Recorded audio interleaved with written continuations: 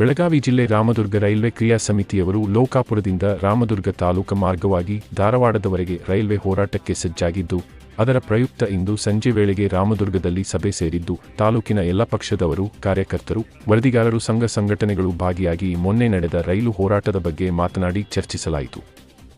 ಮತ್ತೊಮ್ಮೆ ರೈಲು ಹೋರಾಟದ ಬಗ್ಗೆ ಶಾಸಕರ ಕಿವಿಗೆ ತರಲಾಯಿತು. ಅದೇ ರೀತಿ ಶಾಸಕರು ಇದರ ಪ್ರಯುಕ್ತ ರಾಜ್ಯ ಹಾಗೂ ಕೇಂದ್ರ ಸರ್ಕಾರಕ್ಕೆ ಮುಟ್ಟಿಸುತ್ತೇನೆ ಎಂದು ಭರವಸೆ ನೀಡಿದರು. ಅದೇ ರೀತಿ ಸಭೆಯಲ್ಲಿ ಪಾಲ್ಗೊಂಡಿದ್ದಂತಹ ಬರ್ಮರೆಡ್ಡಿ, ದೊಡ್ಡಮನಿ, ರೈಲ್ವೆ ಹೋರಾಟಗಾರರು ಬಶೀರ್ ಬೈರಾಕದಾರ ಕಾರ್ಯಕ್ರಮವನ್ನು ಉದ್ದೇಶಿಸಿ ಮಾತನಾಡಿದರು.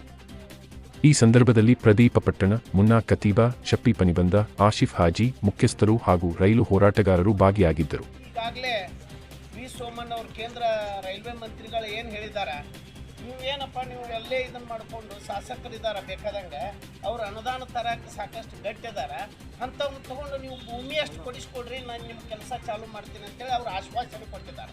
ಅದಕ್ಕೆ ನಾವು ಎಲ್ಲಿ ಇದನ್ನು ಮಾಡೋದನ್ನು ನಾವು ಪಕ್ಷಾತೀತವಾಗಿ ಆಗಲಿ, ಜಾತ್ಯತೀತವಾಗಿ ಆಗಲಿ, ಧರ್ಮಾತೀತವಾಗಿ ಆಗಲಿ, ನಾವು ಅವ್ರ ಒಕ್ಕೂರಲ್ಲಿಂದ ಅವ್ರ ಬೆನ್ನು ನಾವು ಬಿದ್ವು ಅಂತಂದ್ರೆ ಅವ್ರೇನು ಭಾಳ ಶರವೇಗದಲ್ಲಿ ಅದನ್ನು ಗ್ರೈಂಡ್ ಮಾಡಿಸುವಂಥದ್ದನ್ನು ಪ್ರಯತ್ನ ಮಾಡ್ತಾರೆ.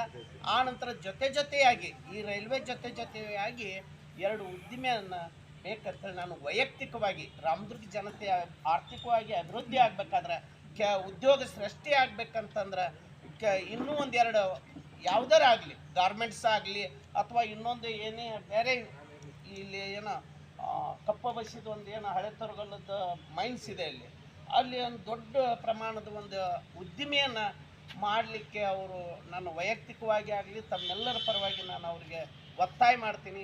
ಆ ದೃಷ್ಟಿಕೋನ ಇಟ್ಕೊಂಡು ಇನ್ನೂ ಒಂದೆರಡು ಉದ್ಯಮ ತಂದು ರೈಲ್ವೆ ಇದನ್ನು ಮಾಡಿಬಿಟ್ರೆ ರಾಮದುರ್ಗ ಒಂದು ಆರ್ಥಿಕವಾಗಿ ಮುನ್ನುಗ್ಗುವಂಥ ತಾಲೂಕು ಆಗ್ತೈತಿ ಅಂತ ಹೇಳ್ತಾ ನಾವು ಬೆಳಗಾವಿಗೆ ಸೋಮಣ್ಣ ಬರ್ತಾರೆ ಅಂತ ನಾವು ಮೆಸೇಜ್ ಕೊಟ್ಟು ಮಾತಾಡಿದ್ದು. ನಾವು ಚುನಾವಣೆಗೆ ನಮಗೆ ಡ್ಯೂಟಿ ಹಾಕಿದ್ರೆ ಅವ್ರು ಬರೋಕ್ಕಾಗ್ತಿಲ್ಲ.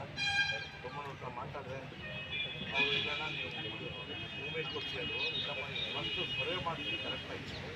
ಭೂಮಿ ಕೊಡ್ಸೋಕ್ಕೆ ಏನು ತೊಂದರೆ ಆಗೋದು ಸರ್ಕಾರದಿಂದ ರೈಲು ಕೊಡ್ಸೋಕ್ಕೆ ಮತ್ತು ಸರ್ಕಾರ ಮೊದಲೇ ಆದ್ಯತೆ ಕೊಟ್ಟು ಭೂಮಿ ಕೊಡ್ಸೋಕ್ಕೆ ನಾವು ರೆಡಿ ಇದೀವಿ. ಆದರೆ ಸರ್ವೆ ಮಾಡ್ತೀವಿ, ಎಲ್ಲೆಲ್ಲಿ ಪ್ರೈವೇಟ್ ಬರ್ತದೆ, ಎಲ್ಲೆಲ್ಲಿ ಸರ್ಕಾರ ಬರ್ತದೆ ಅದು ಮಾಡಿಸ್ಬೇಕು. ಭೂಮಿ ಕೊಡ್ತೀವಿ, ಯಾವ್ದು ಕೊಡ್ಸ್ಬೇಕು, ಎಲ್ಲಿ ಬರ್ತದೆ ನಮಗೆ ಗೊತ್ತಿಲ್ಲ. ಈಗ ಸರ್ವೆ ಆಗ್ಬೇಕು, ಯಾವ ಕರೆಂಟ್ ಬರ್ತದೆ, ಇದು ಎಲ್ಲೆಲ್ಲಿ ಹೋಗ್ತದೆ, ಯಾರ ಜಮೀನು ಹೋಗ್ತದೆ.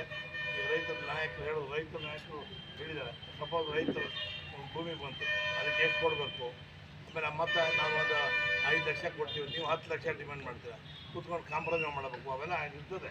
ಸರ್ವೆ ಮಾಡಿದ್ರು ಅದೆಲ್ಲ ಸರ್ವೆ ಮಾಡಿದ್ಮೇಲೆ ನಮ್ಮ ಸರ್ಕಾರದವರು ಮೊದಲೇ ನಮ್ಮ ಮುನಿಯಪ್ಪ ಮಿನಿಸ್ಟರ್ ಇದ್ದಾಗೆ ಹಿಂದಿನ ನಮ್ಮ ಕೇಂದ್ರ ಸರ್ಕಾರ ನಮ್ಮ ಸರ್ಕಾರದಾಗೆ ಒಂದು ಅಗ್ರಿಮೆಂಟ್ ಆಗಿದೆ. ಏನಂದರೆ ಜಾಗ ನಾವು ಕೊಡೋದು ಅವ್ರು ಇನ್ವೆಸ್ಟ್ಮೆಂಟ್ ಮಾಡೋದು ಅಂತ ಅಗ್ರಿಮೆಂಟ್ ಒಂಥರ ಮ್ಯೂಚುವಲ್ ಅಗ್ರಿಮೆಂಟ್ ಆಗಿದೆ. ಅಗ್ರಿಮೆಂಟ್ ಇದ್ದರೆ ನಾವು ಮುಂದುವರ್ಸೋಣ ಅಂತ ಹೇಳಿ ಡಿಸೈಡ್ ಮಾಡಿದ್ವಿ. ಸೋಮಣ್ಣ ಪರ್ಸನಗೂ ಹೇಳಿದ್ರು. ಈಗ ಈ ತಿಂಗಳು 25, 26 ಗೊತ್ತಿಲ್ಲ, ಮೊನ್ನೆ ಹೇಳಿದ್ರು ತಿಂಗಳು ಅಧಿವೇಶನ ನಡೀತಾ ಇದೆ,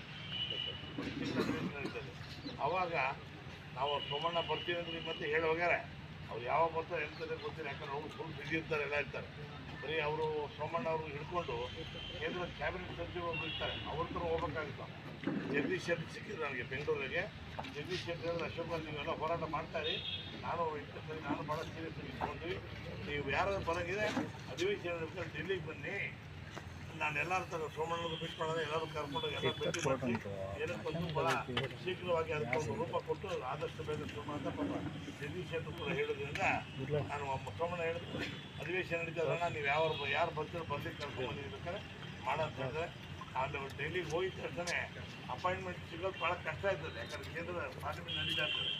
ಒಂದು 2-3 ದಿನ ವಾಸ ಮಾಡಬೇಕಾಗ್ತದೆ. ಅಂಥವ್ರು ಯಾರು ಫ್ರೀ ಮಾಡಿಕೊಂಡು ಸಾಹೇಬ್ರು ಮಾತಾಡತ್ತಾರ ಒಂದು ನಿಮಿಷ ಹಿಂದೆ ಬಾ, ಆಮೇಲೆ ಕೊಟ್ರಂತ ವಾಸ್ತವ ಮಾಡೋಂಥವ್ರು ಯಾರು ಇದ್ದರೆ ಯಾರು ಬರ್ತೀವಿ, ಎಷ್ಟು ಜನ ಬರ್ತೀವಿ ಬನ್ನಿ, ಬೇಕಾದ್ರೆ ನಾವು ಡೆಲ್ಲಿಗೆ ಹೋಗೋಣ.